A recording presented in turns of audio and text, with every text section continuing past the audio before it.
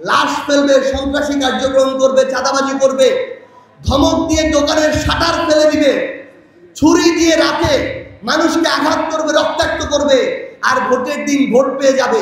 ওই দিন এখন আর নাই। শেখ হাসিনা পালানোর সময় ওই দিনকে সাথে করে নিয়ে গেছে।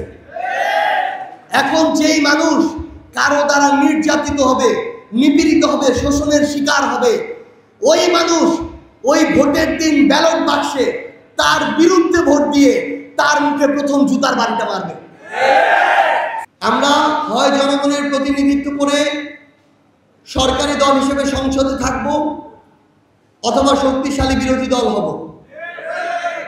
জাতীয় পার্টির মতো পোষা রাজনৈতিক দল হইতে আমরা আসি না।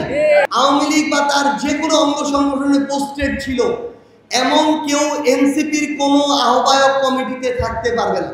স্থানীয়ভাবে ইমেজ খারাপ, ওই মানুষটার নাম শুনলেই বিভিন্ন অপকর্মের কথা মাথায় আসে, চাঁদাবাজির কথা মাথায় আসে, দখলদারিত্বের কথা মাথায় আসে, খুনাখুনির কথা মাথায় আসে, সন্ত্রাসীর কথা মাথায় আসে। যে চিত্রটা নরসিংদীর বিভিন্ন উপজেলা অনেক বেশি দেখা যায়, এইরকম কোনো মানুষকে এনসিপির কোনো আহ্বায়ক কমিটিতে জায়গা দেওয়া যাবে না। যারা আমাদের নাম ব্যবহার করে, পদ পদবি ব্যবহার করে বিভিন্ন সময়ে অভ্যুত্থানের পরবর্তী সময় থেকে আজকে পর্যন্ত যে কোনো ধরনের অপকর্মের সাথে জড়িত ছিলেন, এমন যদি কোনো প্রমাণ সহ অভিযোগ থাকে, ক্রাঞ্চি রোলের ভিতর চকলেট ক্রিমের filling, all time cream roll, মুখে দিতেই স্পেশাল ইনসাইড, তাহলে তাদেরকে আমরা এই এনসিপির কোনো আহ্বায়ক কমিটিতে দেখতে চাই না। তো আমরা বিশ্বাস করি আমাদের কাজ শুধু লাইনে থাকা। আমরা যদি লাইনে থাকতে পারি, আগামীর নির্বাচনে এবং আগামীর বাংলাদেশে এনসিপি বাংলাদেশের প্রথম এবং সবচেয়ে গুরুত্বপূর্ণ রাজনৈতিক দল হয়ে উঠবে।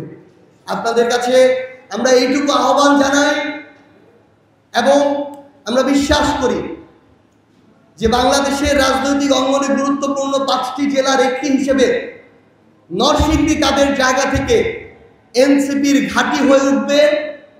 এবং যদি আগামীর কোনো সময়ে এই বাংলাদেশে আবার জুলাই নেমে আসে, সেদিনও এই নরসিংদীর জুলাই হবে বাংলাদেশের ইতিহাসে স্বর্ণাক্ষরে লিখে রাখার মতো আরেকটা জুলাই।